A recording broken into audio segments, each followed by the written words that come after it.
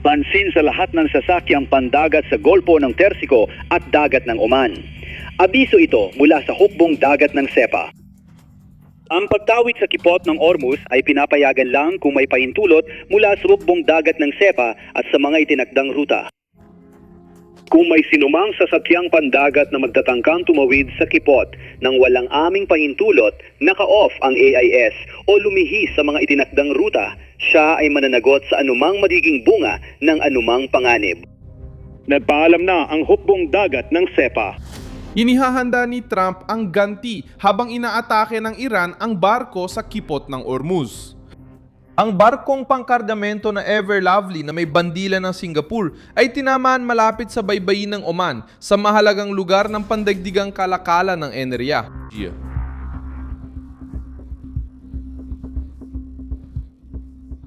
Iniugnay ng autoridad ng Amerika ang pagpapaputok sa Iran. Sabi ng ahensyang pandagat ng Britanya, nasira ang bahagi ng tulay ng barko, walang namatay at walang epekto sa kalikasan. Naganap ang pag-atake sa araw na nag-abiso ang Navy ng IRGC sa mga barko sa VHF radio na dapat may pahintulot at dumaan lang sa mga rutang aprobado ng Tehran.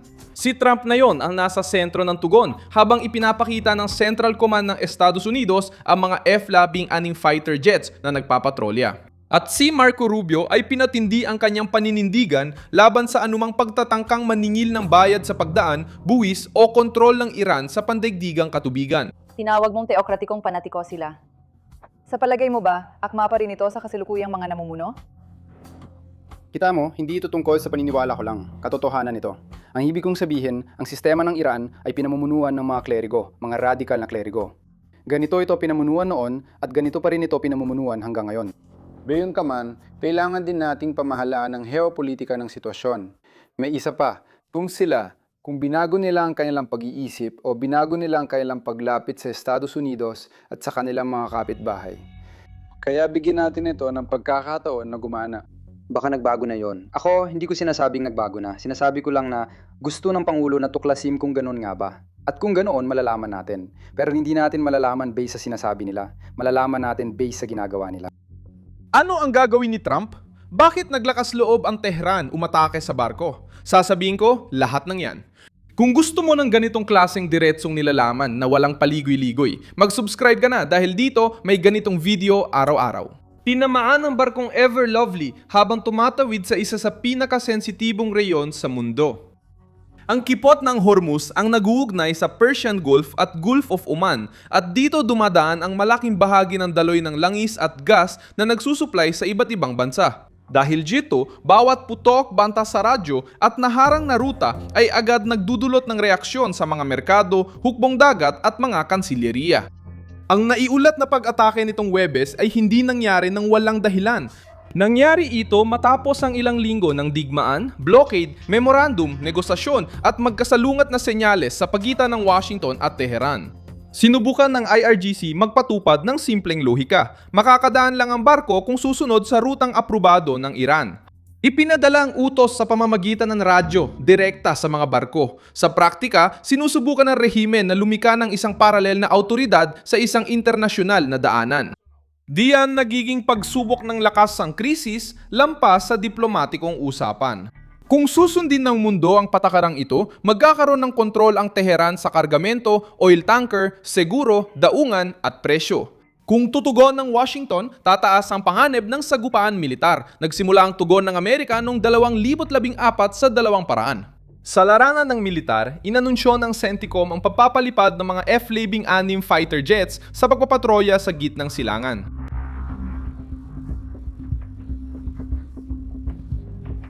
Sa mensahe, binanggit ni Rubio na nananatiling mapagmatsyag ang puwersa ng Estados Unidos at nilinaw sa mga kaalyado sa Gulpo na walang bansang may karapatang maningil sa paggamit ng pandaigdigang karagatan. Naging pulang linyang krisis ang paniningil ng bayari ng Tehran. Lalo na matapos lumabas sa mga ulat na maari maghangad ang Iran ng hanggang $40 bilyong kada taon sa serbisyong seguridad, nabigasyon at kontrol sa kipot ng Hormuz.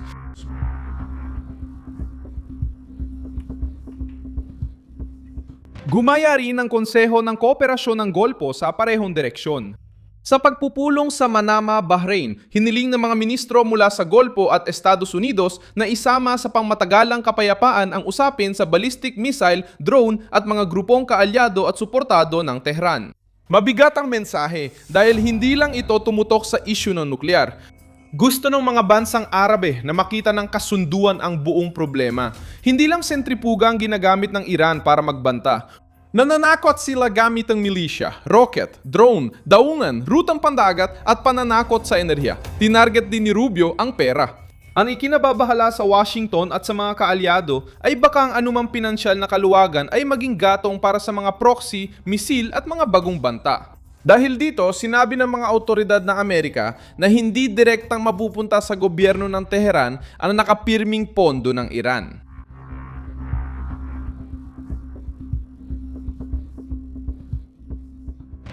Ang ideya ay panatilihin ang kontrol sa pera gamit limitadong at minomonitor na bayad. Simple lang ang sensitibong punto.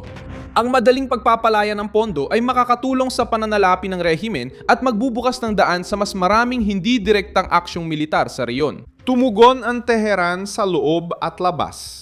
Si Mohammad Bagher Kalibaf, isang lider ng rehimen at konektado sa negosasyon, ay inakusahan ng Estados Unidos ng pagsisinungaling nang sabihing gagamitin ng Iran ang na-unfreeze na pondo para bumili ng produktong agrikultural mula Amerika.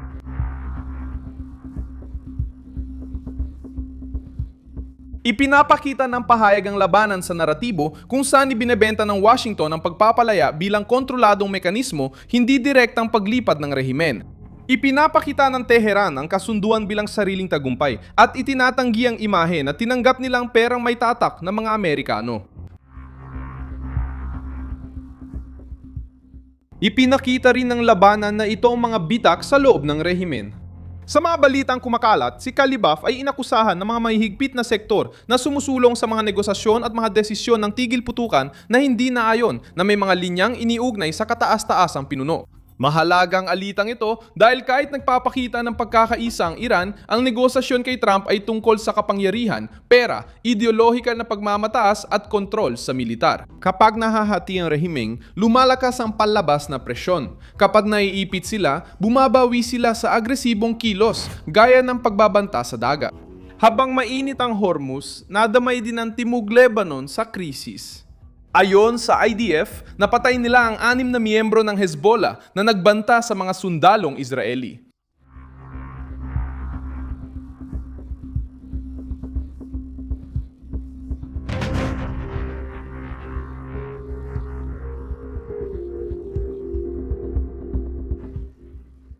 Bahagi ng operasyon ay naganap sa Ali al-Altar Herij, kung saan patuloy ang presyon ng Israel sa underground network ng grupong terorista. Sinabi rin ng IDF na hindi papayagan ng Hezbollah na lumabas sa estrukturang iyon para mag-operate sa lugar. Pinananatiling bukas ang front ng Lebanon at pinipigilan ng Iran na gamitin ang Hezbollah laban sa Israel at guluhin ang mas malaking kasunduan. May ulat na mababang lumilipad ang mga eroplanong pandigma ng Israel sa Timog Lebanon kaya tumataas ang tensyon sa rehiyon. Sabi ng Israel, hindi gagamitin ang tigil putukan para makapag-reorganisa ang Hezbollah. Pinatibay ni Netanyahu ang tono, sabing may mga tungkulin pa silang dapat tapusin laban sa Iran at Hamas. May mga gawain pa rin kailangan gawin. Oo, may kailangan pa tayong gawin tungkol sa Iran. May kailangan gawin pa rin tungkol sa Hamas, kahit humina na ang kanilang kakayahan.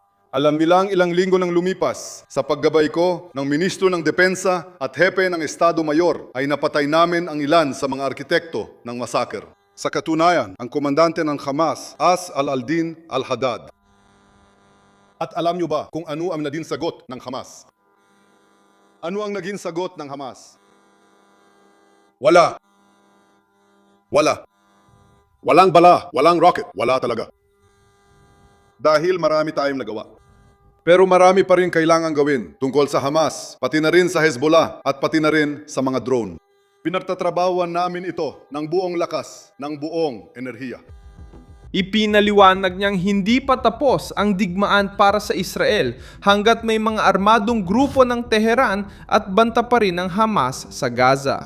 Ang problema para kay Trump ay bawat panig ay konektado sa isa't isa. Kung pinipilit ng Israel ang Hezbollah sa Lebanon, ginagamit ng Iran ang Hormuz bilang tugon. Kapag nagbanta ang Iran sa mga barko, tumitindi ang pagpapatrolya at presyong diplomatiko ng Estados Unidos. Kapag nagpalaya ng pondo ang Washington, tinatawag itong kasinungalingan ng Tehran. Ibinebenta nila ang hakbang bilang tagumpay. Kung hinihingi ng golpo ang kontrol sa mga misil at proxy, ginagalaw ng mga kaalyado ng Tehran ang Dagat na Pula, golpo ng Aden at Bab al-Mandeb. Ang krisis ay parang board game na maraming daanan at trigger at lumitaw din ang mga Houthi rito. Nagbanta muli si Abdul Malik al-Houthi na reaksyon laban sa anumang presensyang Israeli sa Somaliland, binanggit ang golpo ng Aden, Bab al-Mandeb at Dagat na Pula.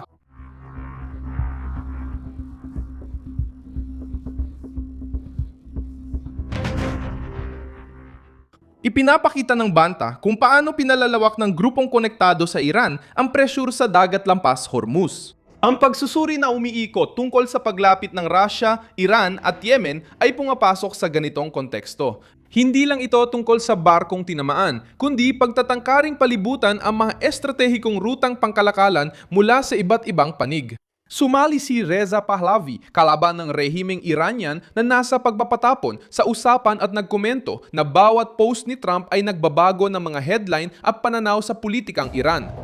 Sobrang taas ng presyo. Sinimula ni Pangulong Trump ang digmaan sa paggawa ng malalaking pangako tungkol sa pagpapalit ng rehimen at ng malalaking pangako sa mamamayang Iranian. Nadismaya ka ba sa paano niya ito tinapos? Sa totoo lang, hindi ko alam kung tapos na talaga. Oo, dahil gaya ng alam mo, bawat ilang oras ay may ibang tweet na lumalabas mula sa Pangulong ito at biglang nagbabago ang headline mula sa isang bagay patungo sa iba pa. Kaya hindi ko gaanong pinapansin ang anumang pahayag na ginawa. At sa totoo lang, alam mo, sinusubaybayan ko lang ng kaunti ang mga nangyayari ng live sa Evian.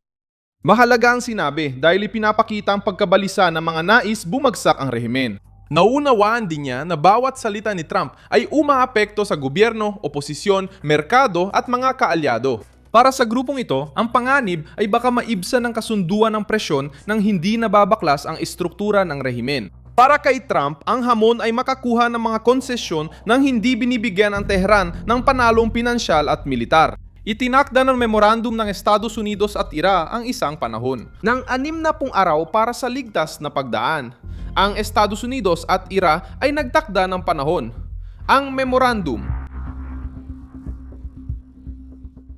Ang pag-atake sa Everlovely ay tumama sa mismong puso ng kasunduan.